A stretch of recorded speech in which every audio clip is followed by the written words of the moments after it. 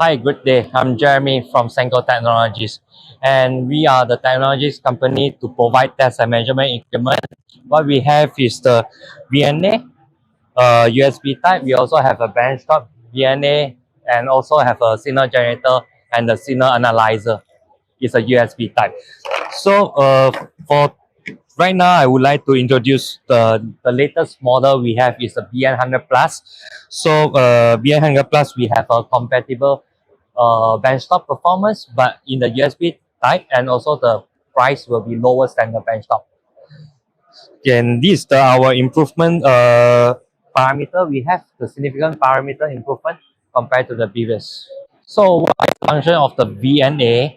Vector normalizer mainly is function to characterize the filter, amplifier, antenna, and the RF cable. So in our VNA, you can measure the S11 return loss and also the insertion loss. And this can be captured the Smith chart for the 50 ohm impedance checking. Thank you so much.